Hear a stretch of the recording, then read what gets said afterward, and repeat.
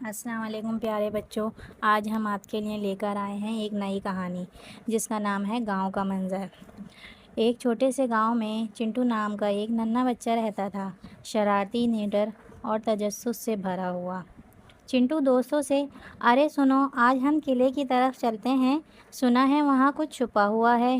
دوست ڈرتے ہوئے نہیں چنٹو، وہ قلعہ منحوس ہے، سب کہتے ہیں وہاں بھوت رہتے ہیں۔ چنٹو ہنستے ہوئے ڈرپوک مت بنو، بس دیکھنے ہی تو جانا ہے۔ بچے ایک لائن میں آگے پیچھے چلنے لگتے ہیں۔ پیچھے پہاڑ اور پرانا قلعہ نظر آتا ہے۔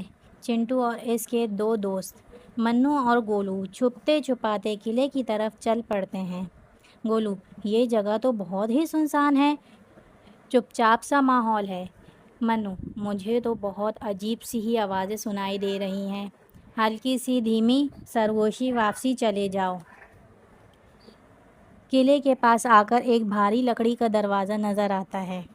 چنٹو دھیرے سے: یہی ہے قلعہ، اور وہ دیکھو دروازے پر نمبر لکھے ہیں۔ قریب جا کر چنٹو پڑھتا ہے، کمرہ نمبر 1، 2، 3، 4، 5، 6 اور کمرہ نمبر 7۔ کمرہ نمبر 7 کا دروازہ بند اور سیاہ رنگ کا ہوتا ہے۔ ہلکی آواز: کبھی مت کھولنا۔ گولو: چنٹو ہمیں واپس چلنا چاہیے۔ چنٹو: نہیں، مجھے کچھ عجیب سا احساس ہو رہا ہے، جیسے کوئی ہمیں بلا رہا ہو۔ ہوا چلتی ہے، دروازہ نمبر 7 خود بخود ہلتا ہے۔ اچانک سے ہوا چلتی ہے اور کمرے نمبر 7 کا دروازہ اچانک خود بخود ہلتا ہے، جیسے کوئی اندر سے باہر آنا چاہتا ہو۔ چنٹو حیران ہو کر: کیا یہ دروازہ خود ہلا؟ پیچھے ایک آواز گونجتی ہے، گہری بھاری: واپس چلے جاؤ یا پھر ہمیشہ کے لیے قید ہو جاؤ گے۔ سب بچے بھاگ جاتے ہیں، صرف چنٹو رک جاتا ہے۔ چنٹو دل ہی دل میں: یہ قلعہ، یہ دروازہ اور یہ آواز، مجھے یہاں کچھ بہت بڑا راز چھپا لگتا ہے۔ چنٹو کے ذہن میں سوالوں کا طوفان تھا۔ کمرہ نمبر 7 کا راز کیا ہے؟